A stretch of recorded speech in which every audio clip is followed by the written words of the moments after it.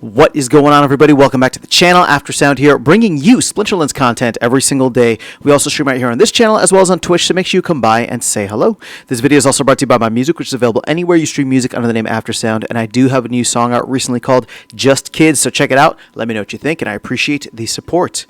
All right, guys, well, we have a little bit of an update here on grain, and I suppose all of the resources and the impact that this has on all land resources, but as you can see here, grain production has increased dramatically, and you are now seeing that it is outpacing the amount consumed. So we no longer have a situation in which any of the major resources, grain, wood, stone, or iron, are being consumed more than they are being produced, right? So there is no situation in which we have a deficit, shall we say. So this is happening on a daily basis as well. So keep in mind, like something like wood, for example, we're producing like more than 7 million extra wood than we consume every day. Same for similar for stone and iron. I'm not going to get into the numbers there, but grain is essentially flat. Now, here's the interesting thing, right? So where is this consumption? What is adding up to this consumption? Well, it's essentially all of these, right? Research, Aura, and SPS. And you can see down here just how much they consume on a daily basis.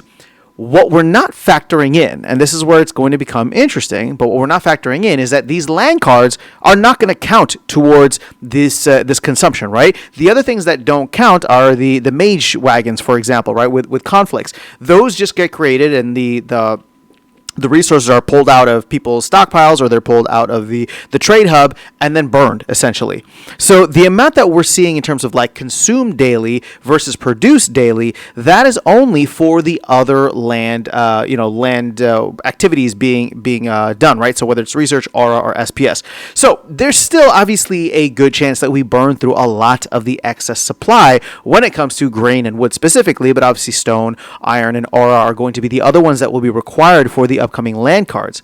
But I will say this, what's interesting, and I have no other way of checking this, so if anybody wants to throw some color on here or provide some extra insight, my guess is that we saw a lot of grain come online, right? Or it was getting repurposed from one of the other areas. Since we don't have the amount of total utilization, right, at least from a DEC standpoint, I don't know how much more came on. I know that, we're sitting at 32.2% land being used in terms of active production, and that number hasn't really changed, right? So again, my guess is that we're probably seeing a massive shift away from research, Aura, and SPS.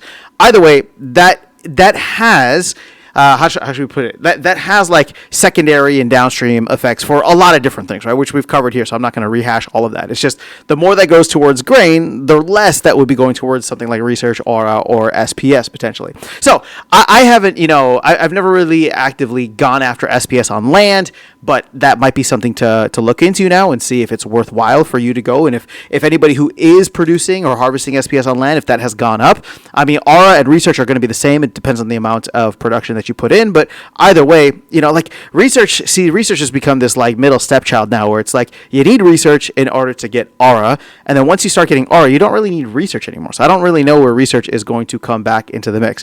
But either way, I digress. The last thing that I want to kind of talk about here is just show you the chart on where things are landing right now and give you a little bit of a visual here on the bottom right. So again, you can see grain has gone up dramatically. Wood has started to go up dramatically. Again, this is against DEC, right? So it's not in and actually let me move my camera here if you guys can see this.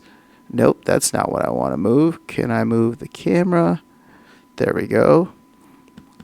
And I'll just move it to the other side. Boom. So you can see, grain has started to go up dramatically. Wood has started to go up dramatically. We're probably going to see maybe even more production on those just because the lower tier cards, if you remember the common and rare card, those require only grain or only wood, obviously in addition to cinder. It's the other epic and legendary cards that require a mix of iron, stone, and Aura.